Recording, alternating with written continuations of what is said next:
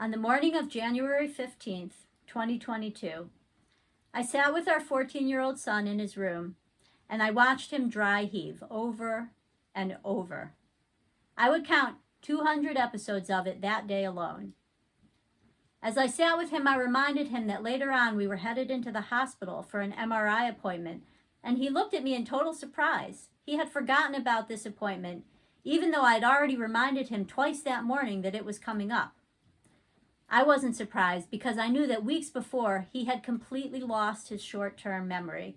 And when it came time to get into the car for this appointment, our son had to use a cane to walk because he couldn't balance without one.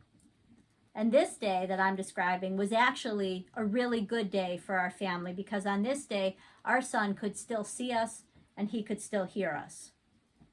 But don't worry, this story has a happy ending, I assure you. What we learned after many tests and many doctor's appointments is that our son had functional neurological disorder, FND, which is actually a very common neurological condition. Hallett et al. In a 2022 article for the journal Lancet Neurology explained that FND is one of the most common reasons someone might seek a new outpatient neurological appointment, and it accounts for up to 1 in 6 new referrals to neurology. This means it is extremely likely that each of us here will one day come into contact with someone who's living with FND, and in that eventuality, it will be very helpful if we all have a working understanding of this condition.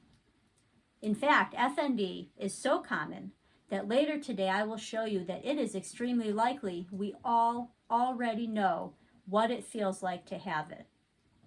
Today we're going to take a closer look at FND. What is it?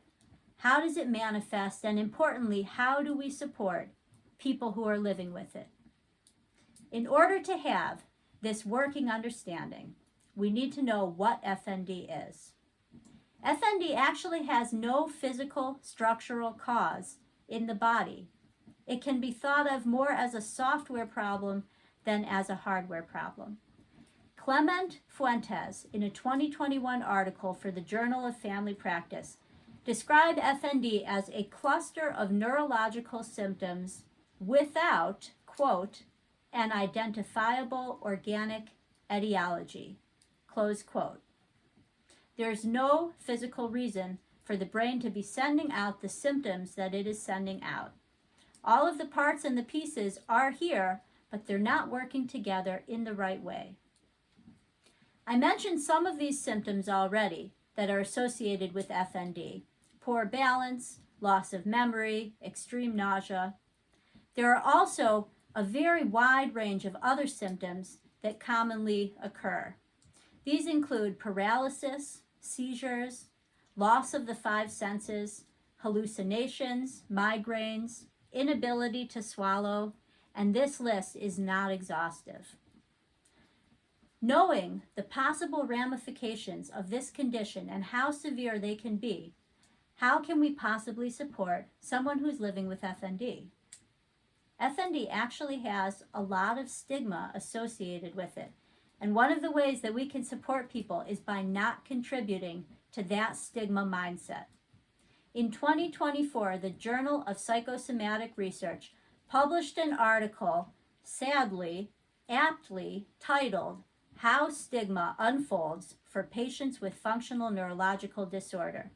And in this article, McLaughlin et al. Described the results of a survey in which nearly 82% of the 503 participants report being treated poorly due to stigma. Nearly 82%. Why? Why would a condition that's so common carry with it so much stigma?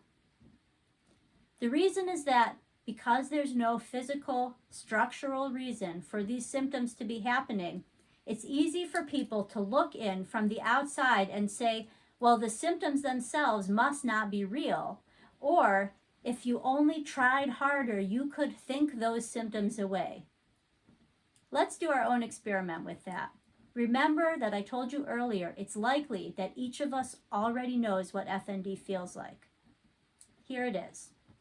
Was there ever a time that you were nervous about something and it was giving you butterflies in your stomach? Or was there ever a time you had something going on that was stressful and it was giving you a headache? Chances are very likely that you hadn't eaten bad food that day to upset your stomach, and that you hadn't hit your head to give yourself a headache.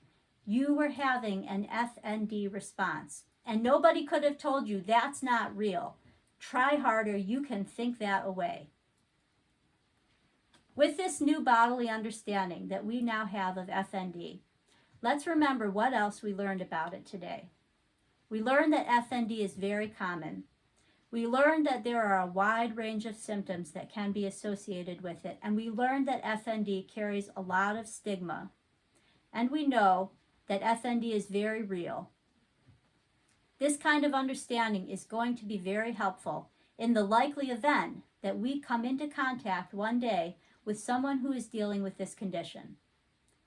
When my husband and I began our journey, we didn't know anything about FND. What we did know was that at his lowest points, our son couldn't see, he couldn't hear, he couldn't remember anything.